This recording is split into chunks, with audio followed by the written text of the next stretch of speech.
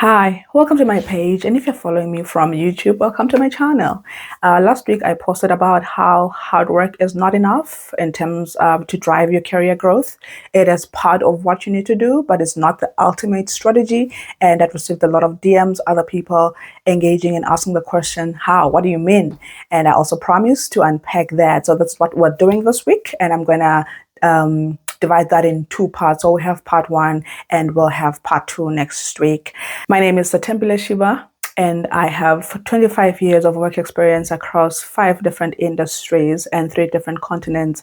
My ultimate passion is in developing people. I'm an HR strategist, but also largely talent management specialist, and I've contributed to developing people's careers over the last 10 years. And that's what wakes me up and just excites me. Hence, I am here today as a career coach. Let's break this down. So, in terms of your career growth, I will not speak about all the other strategies, but I've just chose to talk about 6 pillars and categorize this into 6 pillars. And the first pillar is about competence.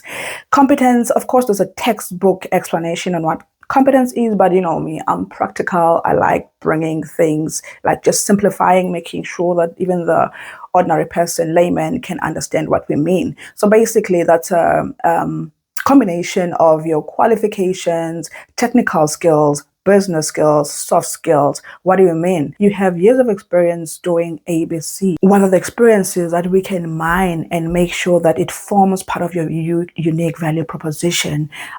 Basically, what we see in organizations, you'll have somebody that is a hard worker, but what they do, they're busy working on things that don't matter, or what they do and how they achieve those results is not something that the organization considers as a competence or as a skill to then help you to grow to the next level. Basically, you achieve excellent results, but are you bullying people?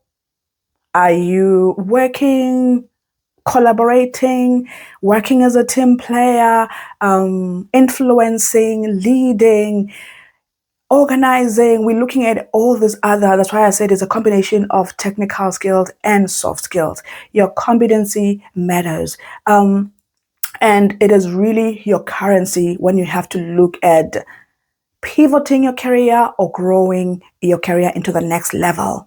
You have to be able to communicate that, which, like, I'm just nicely progressing into the second pillar, which is communication. How do you communicate? So how you communicate, to whom do you communicate, when do you communicate? There's a difference between if I say I managed project X than when I communicate that same deliverable and say I have led a cross-functional team of 20 members and I managed to deliver project A within agreed timelines, scope, and budget. As a result of that, we were able to achieve this result. We're able to save 40,000 rands or $40,000, whatever impact that project had at an organizational level.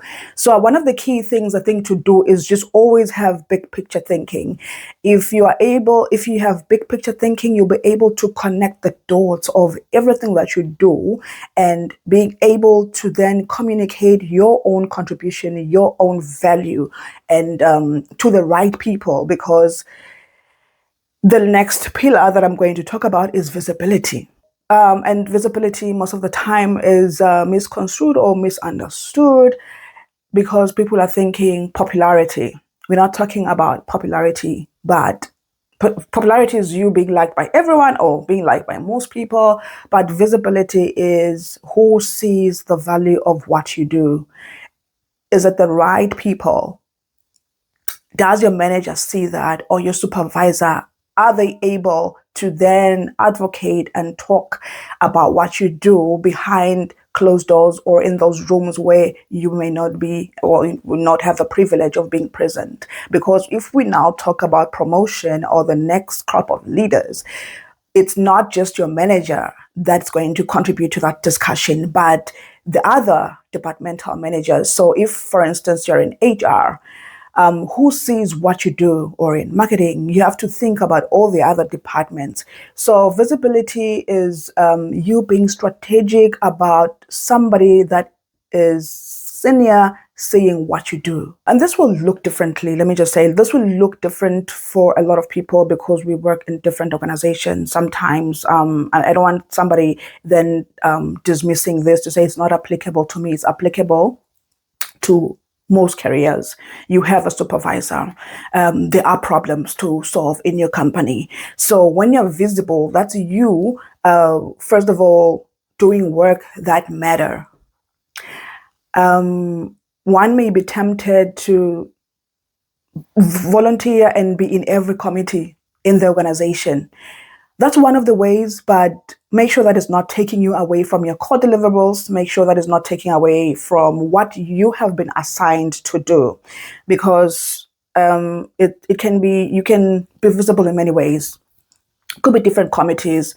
It could be stretch assignments or those cross collaboration teams. Each time you are hearing they're asking for volunteers to do a project or volunteers for anything, be that person that volunteers, but without, you compromising on what you have to deliver on. What that does is just makes you visible to many other departments and not just your department, not just your manager. So you have a pool of different people that can attest and that can speak of your work ethic, your leadership capability, your character traits, your integrity, your values, and your competencies.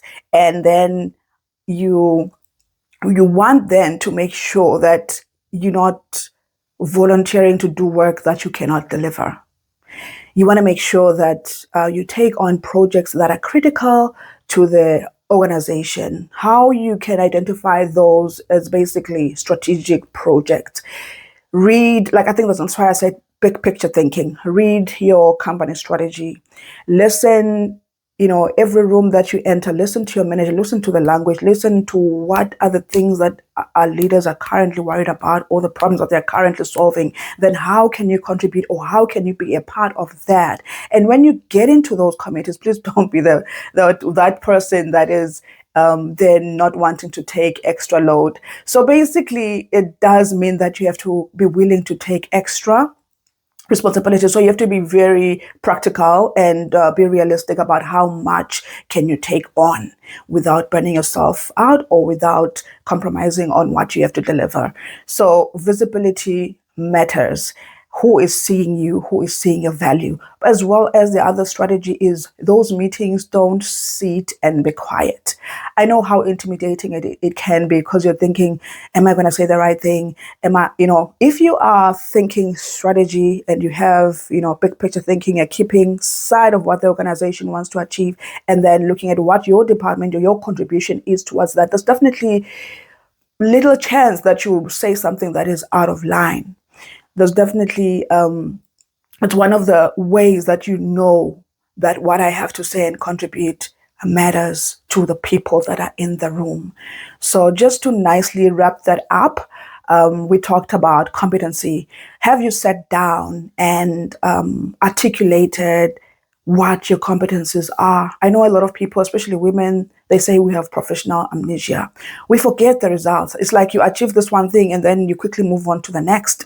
No, sit down, write it down, make sure that you can communicate it, you can articulate it. When it comes to communication, are you able? Have you nicely mined what your competencies and your skills are? And have you been able to communicate that in your CV so that, if you clearly articulate it in your CV, you know that you can bring it into any interview room and basically your panel will be very pleased with you. And the next one is your visibility. Are you able, have you been able to strategically communicate your value to the people that matter? If you haven't done any of this, I challenge you this week to sit down, especially for visibility. Think about who needs to hear, who needs to see what I am doing. And basically, it's not you being a chatterbox or, I said communicating matters, the how matters, the when matters. So you really have to strategically think about those things. And If you know, for instance, you're going to have a meeting with your manager, or maybe you're already in that cross functional team where your project you are going to be presenting results, maybe to leaders, senior leaders, managers. Think about always prepare for those meetings. Think about what impression do I want to leave with those people, and make sure that you plan and maximize on those opportunities. And yeah, so if this week's video resonated with you, I want to hear from you. Drop your comments, talk to me on WhatsApp, talk to me, you can send me an email. But yeah, let's keep the conversation going. I just want to hear how others think and how they have worked through some of those issues. Thank you for your time. Stay tuned for more.